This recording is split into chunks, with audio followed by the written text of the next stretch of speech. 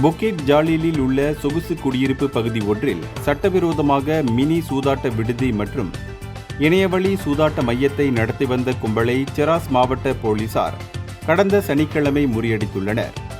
இந்த ஆப் நோடா அல்லது டாடு சோதனையில் 21 முதல் 44 வயதுக்குட்பட்ட 12 உள்ளூர் ஆடவர்கள், 2 உள்ளூர் பெண்கள் மற்றும் ஒரு வியட்நாம் பெண் உட்பட 15 பேர் கைது செய்யப்பட்டதாக செராஸ் மாவட்ட போலீஸ் துணைத் தலைவர் சூப்பரிண்டென்டென்ட் லிம் சுன் ஹாவ் தெரிவித்தார்.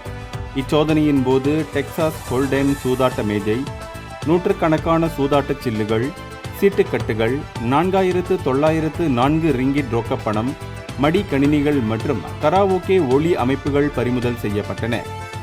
மேலும் அங்கிருந்து 10.11 கிராம் எடையுள்ள கொக்கைன் போதைப்பொருள் என சந்தேகிக்கப்படும் 4 பிளாஸ்டிக் பொட்டலங்களும் கைப்பற்றப்பட்ட வேளையில் பிடிப்பட்டவர்களில் ஒருவர் பினாங்கு பூலாவ்திகுஸ் பகுதியில் போதைப்பொருள் வழக்கு தொடர்பில் தேடப்பட்டு வந்த குற்றவாளி என்பதும் தெரியவந்துள்ளது.